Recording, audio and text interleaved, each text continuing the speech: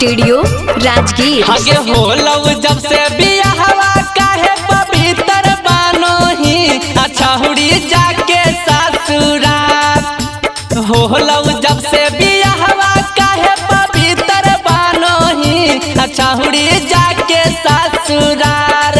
आगे दीपका छहुड़ा तोहरा के पटैले हलौगे छहुड़ी हानि जब कुमार।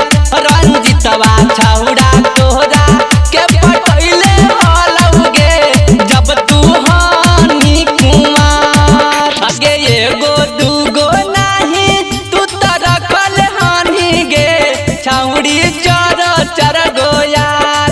आगे एगो दूगो नाही तू त रखल हानि गे छहुड़ी चर गो यार। रौशनमा छहुड़ा तोहरा के पटैले हलौगे छहुड़ी हानि जब कुमार। विकसवा छहुड़ा तोहरा के पटैले हलौगे जब तू हानि कुमार। जब तू हानि कुमार। विकसवा छहुड़ा तोहरा डीजे कंचन राज हाजीपुर वैशाली।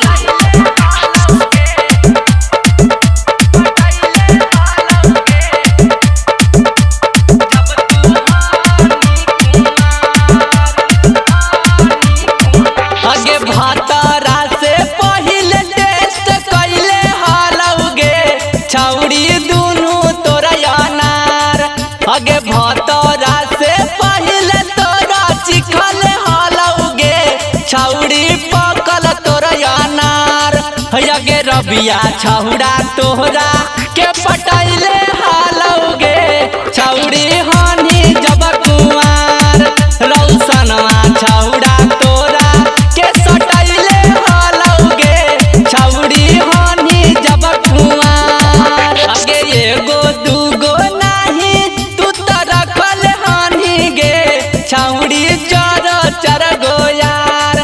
आगे एगो दूगो नाही तू त रखल हानि गे छहुड़ी चर गो यार।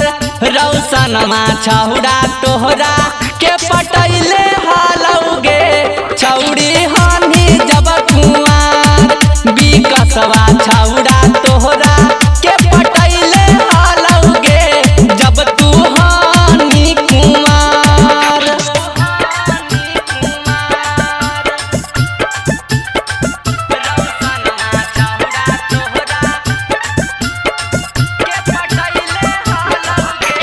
डीजे कंचन राज हाजीपुर वैशाली।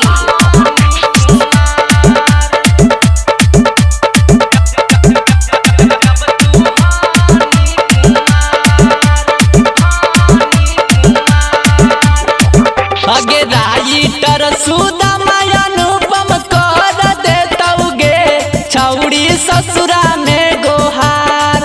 आगे यो जीतो शर्मा सुदामा कर देतौगे छहुड़ी ससुरा में गोहार।